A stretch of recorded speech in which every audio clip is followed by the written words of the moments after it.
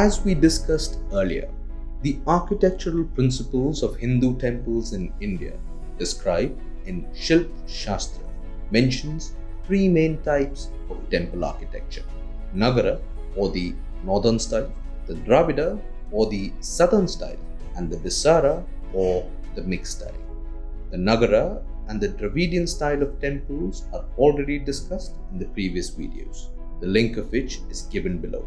Now, let us proceed towards Deccan or Vesara style of temple architecture. Let us start with the introduction.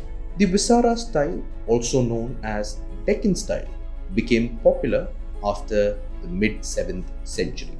The buildings in the Deccan region are hybridized style, which contains both elements from Nagara and the Dravida architectural styles. Some of its features are emphasis on Vimana or Mandapa, open ambulatory passageway. The pillars, doorways, and the ceilings were decorated with intricate carvings. Deccan architecture patronized and developed by a number of dynasties like Chalukyas, Vijayanagara, among others. Now, let us focus on the Chalukyas. Ravanapadi Cave, Aihole, Karnataka. In the southern part of the Deccan, that is the region of Karnataka, where some of the most experimental hybrid styles of Vesara architecture are to be found. Pulakeshin I established the Western Chalukya kingdom when he secured the land around Badami 543. Early Chalukyan activity also takes the form of rock-cut caves, while latter activity is of structural temples. The earliest is probably the Ravanapadi cave at Aihole, which is known for its distinctive sculptural style. One of the most important sculptures at the site is of Nataraja, surrounded by larger-than-life-size depictions of the SAPTAMATRIKAS, 3 to Lord Shiva's left and 4 to his right. Ladkhat Temple at Aihole, Karnataka. The temple is dedicated to Shiva and is one of the oldest Hindu temples, built in the 5th century by the kings of the Chalukya dynasty.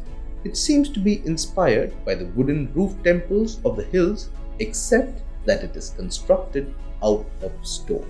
The temple is named after a person named Ladkhat, who turned his temple into his residence for a short period. Durga Temple at Aihole, Karnataka.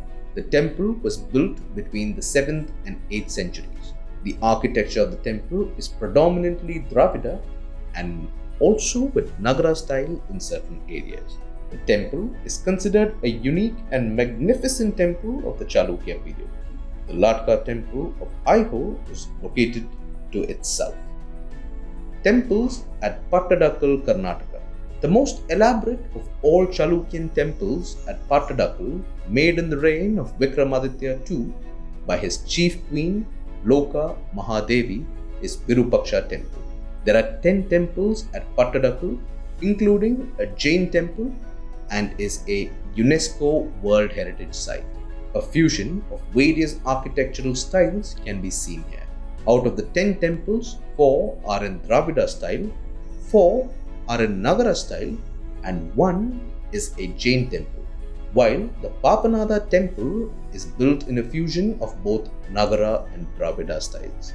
The Jain temple, Jain Narayan temple, was built by Rashtrakutas in the 9th century. The Virupaksha temple at Pattadakal, also known as Sri Lokeshwar Mahashila Prasad, was built by Loka Mahadevi, the queen of the Chalukya king Vikramaditya II, 733 to 44. It was probably built around 740 CE to commemorate her husband's victory over the Pallavas of Kanchipuram. It closely resembles the Kailashnath temple at Kanchipuram on plan and elevation. It represents a fully developed and perfect stage of Dravidian architecture. Now shifting towards the Rashtrakutas. By about 750 CE, the early Western Chalukya control of the Deccan was taken by the Rashtrakutas. Their greatest achievement in architecture is the Kailashnath temple at Ellora, a culmination of at least a millennium-long tradition in rock-cut architecture in India. It is a complete Dravida building with a Nandi shrine, since the temple is dedicated to Shiva, a GOPURAM-like gateway surrounding cloisters, subsidiary shrines, staircases, and an imposing tower or vimana rising to 30 meters. Importantly, all of this is carved out of a living rock. One portion of the monolithic hill was carved patiently to build the Kailashnath temple. The next kingdom is of Hoysalas. With the waning Chola and Pandya power, the Hoysalas of Karnataka grew into prominence in South India and became the most important patrons centered at Mysore. The three main temples of Hoysala are the temples at Vellore, Halibid, and Somanathpuram. The most important characteristic feature of these temples is that they grow extremely complex, with so many projecting angles emerging from the previously straightforward square temple, so that the plan of these temples start looking like a star. As the plan looks like a star, it is known as a stellate plan. They are usually made out of soapstone.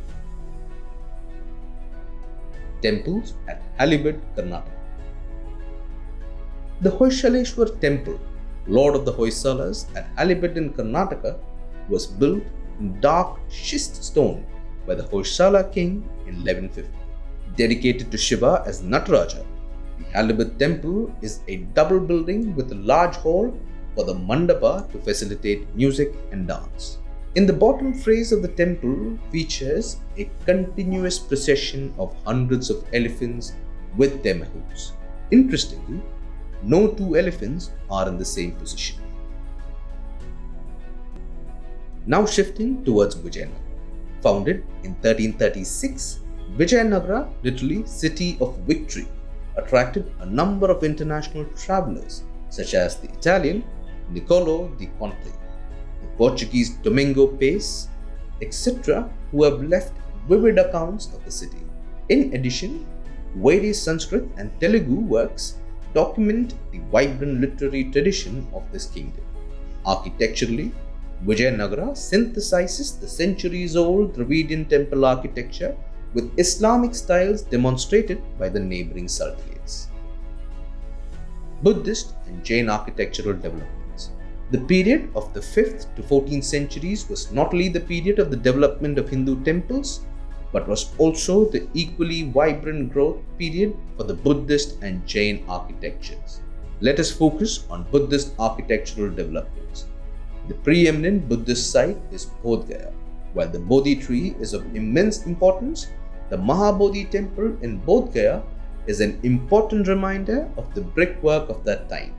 The first shrine here, located at the base of the Bodhi tree, is said to have been constructed by King Ashoka.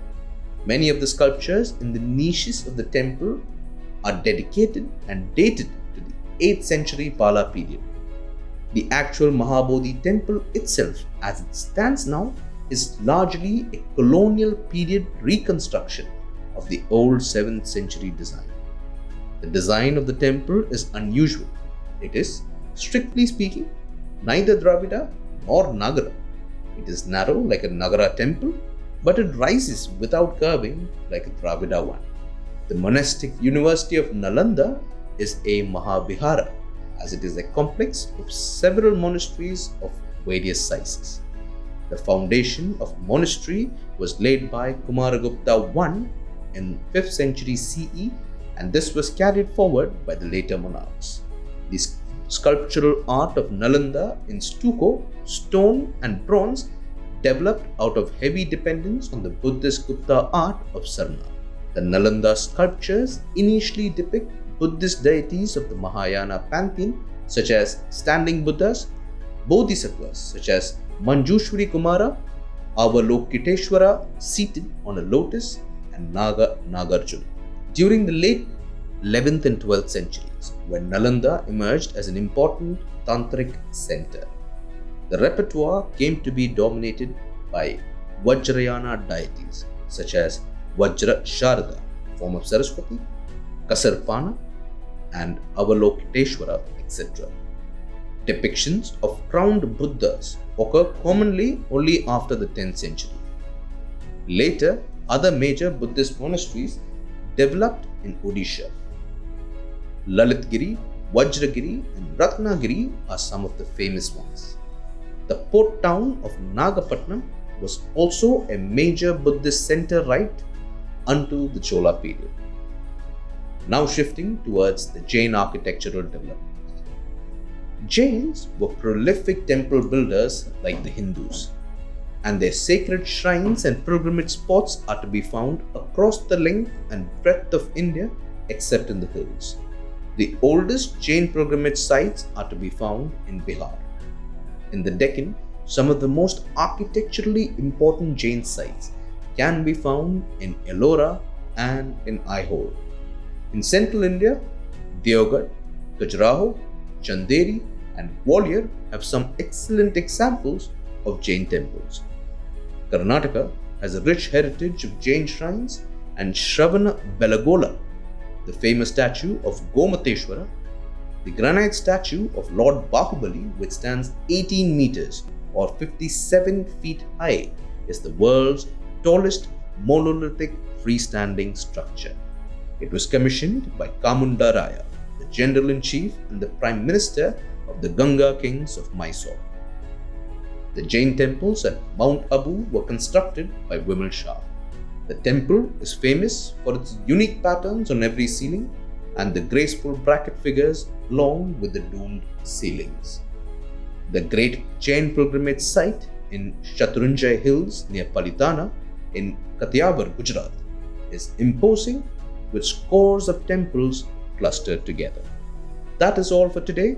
Stay tuned for the next video. Until then, stay home and stay safe. To watch our videos in Hindi, subscribe to our Hindi YouTube channel Drishti IAS.